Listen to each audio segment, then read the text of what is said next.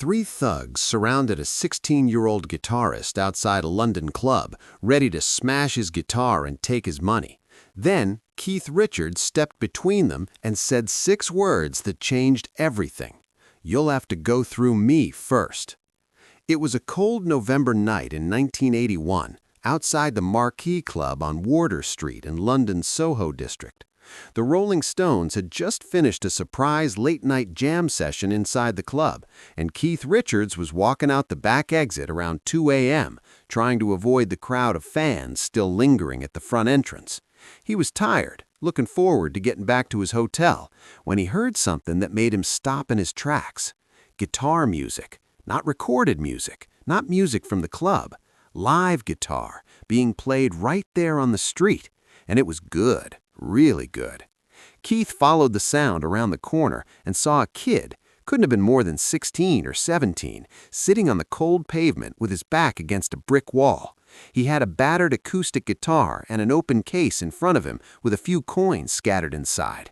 The kid was playing a blues progression that Keith recognized immediately, Robert Johnson's Crossroad Blues.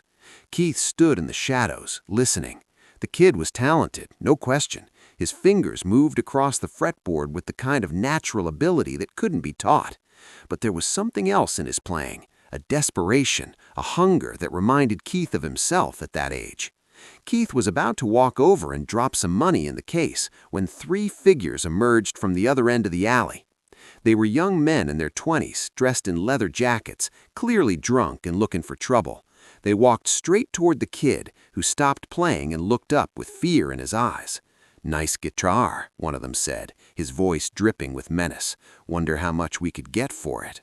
The kid stood up quickly, clutching his guitar. "Please, just leave me alone. I'm not bothering anyone." "You're bothering us," another one said. "This is our corner. You want to play here, you pay us. Let's say 20 quid. The kid's face went pale. "I don't have 20 quid. I've got maybe £2 in that case. Please, just take it and leave me alone." The first thug laughed. £2? That's insulting. Guess we'll have to take the guitar instead." He reached for it, and the kid jerked back. "No, please! This was my father's guitar. It's all I have left of him. Please!" "Should have thought of that before you decided to play on our corner," the third thug said. He grabbed the guitar by the neck and yanked it hard. The kid held on, and for a moment they were in a tug-of-war over the instrument. Then one of the other thugs punched the kid in the stomach. The kid doubled over, gasping for air, and his grip on the guitar loosened.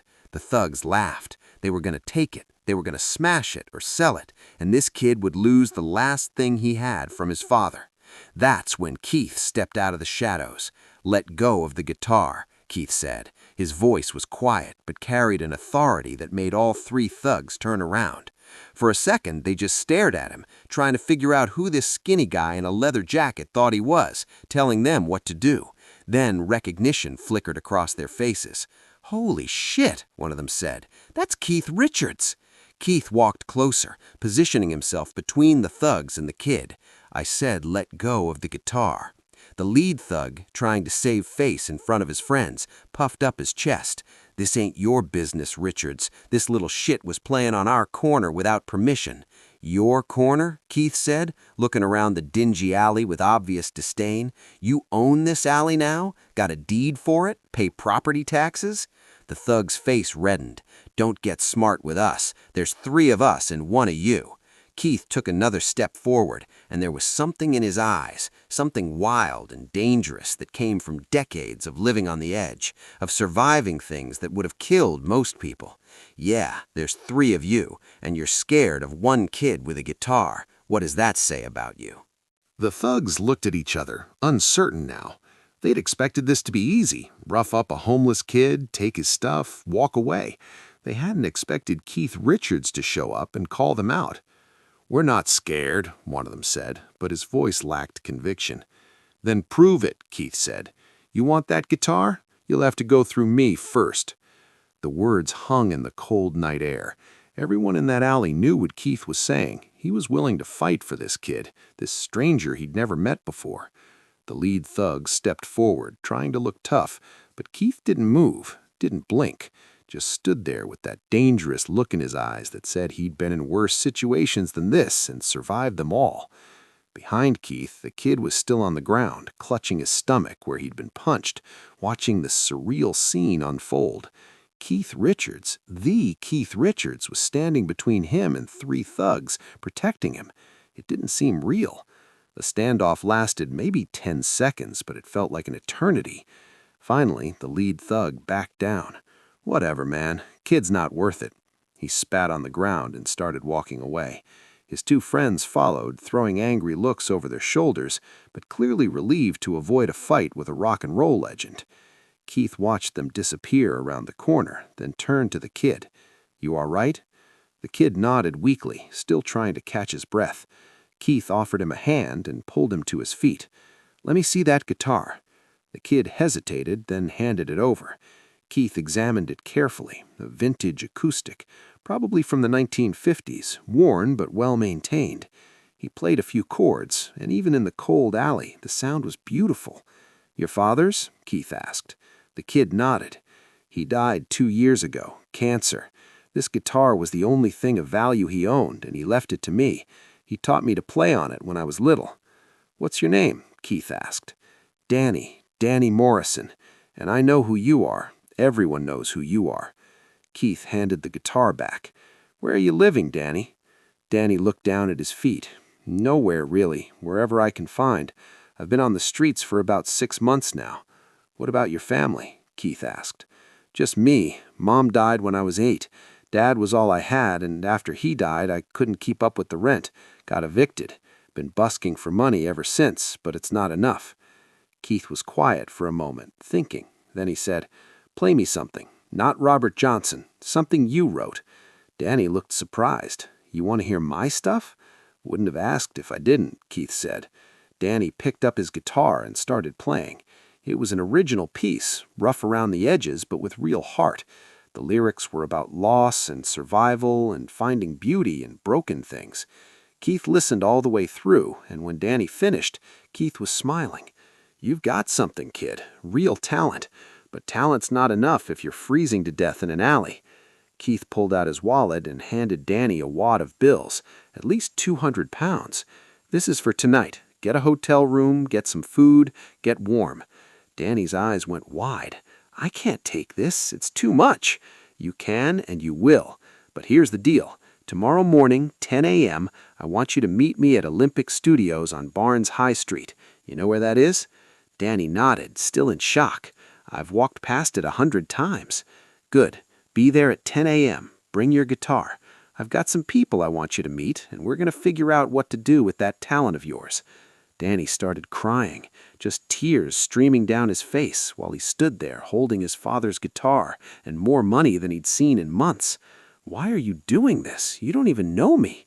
Keith put a hand on Danny's shoulder. "When I was your age, someone gave me a chance, told me I had something worth developing.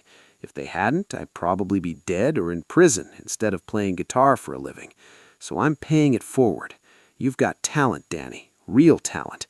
And you've got heart. You were willing to fight 3 guys to protect that guitar. That tells me you're serious about music. So I'm going to help you. But you have to show up tomorrow. You have to want this." "I want it," Danny said, wiping his eyes, "more than anything." "Then I'll see you at 10 a.m., Keith said. He started to walk away, then turned back. "And Danny, those guys come back, you call this number." He scribbled a phone number on a piece of paper. "That's my manager. You tell him what happened, and we'll make sure they don't bother you again." Danny nodded, unable to speak. Keith walked away into the London night, leaving Danny standing there with his guitar, his father's legacy, and a chance at a future he'd stopped believing was possible. The next morning at 10 a.m., Danny showed up at Olympic Studios. He'd used some of Keith's money to get a cheap hotel room and had spent the night practicing, barely sleeping, terrified this was all a dream and Keith wouldn't actually be there. But when Danny walked into the studio, there was Keith, along with a producer and a session musician Keith trusted. "There he is," Keith said, grinning. "I was hoping you'd show up. Now let's hear what you can really do." They spent the next 4 hours in that studio. Keith listened to Danny's original songs, gave him pointers on technique, introduced him to the producer, and most importantly, treated Danny like a real musician, not a charity case. By the end of the session, they'd recorded 3 of Danny's songs as demos. "These are good," the producer said. "Raw, but there's something here." Keith turned to Danny.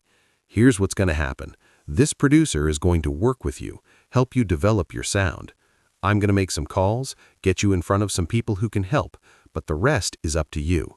You have to work. You have to practice. You have to want this more than anything. Can you do that?" "Yes," Danny said without hesitation, "I can do that." "Good," Keith said, "because I don't help people who don't help themselves. But I think you've got what it takes, Danny. I think you could be something special."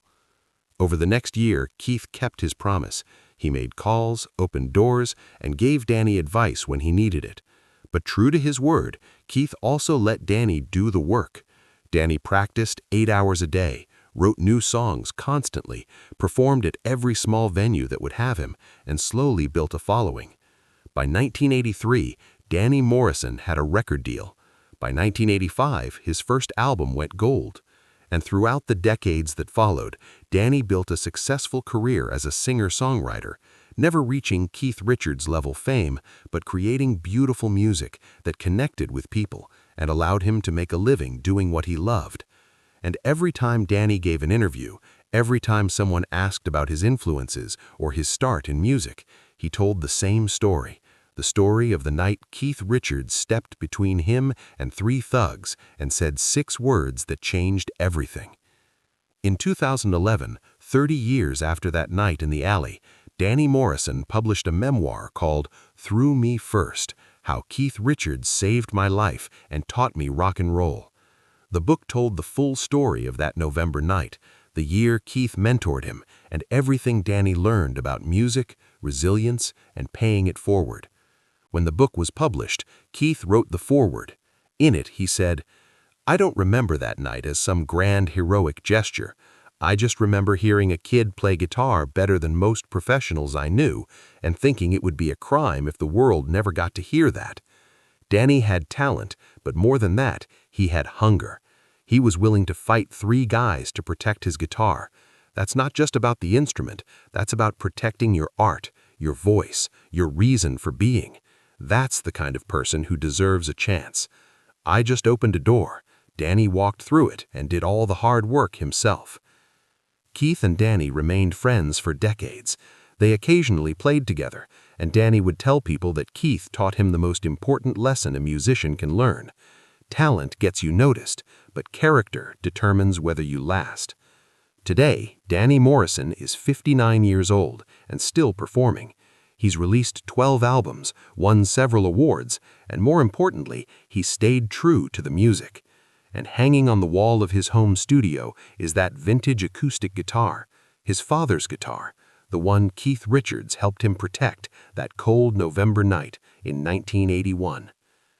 Danny established a foundation that provides instruments and music lessons to homeless youth, funding it partially with proceeds from his albums. The foundation is called Through Me First, and its mission statement reads, "Every kid with musical talent deserves protection, support, and a chance to be heard. No one should have to fight alone to protect their art."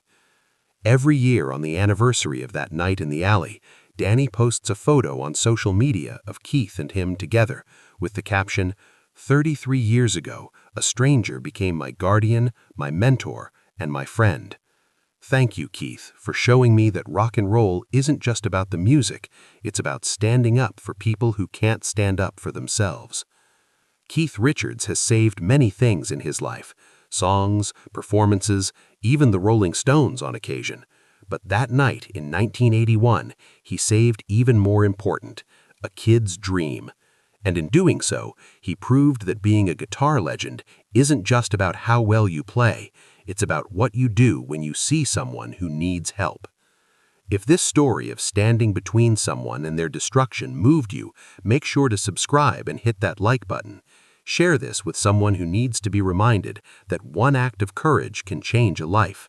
Have you ever witnessed someone stand up for another person when everyone else walked away? Share your story in the comments. Ring that notification bell for more true stories about the moments when rock legends showed us what real heroism looks like.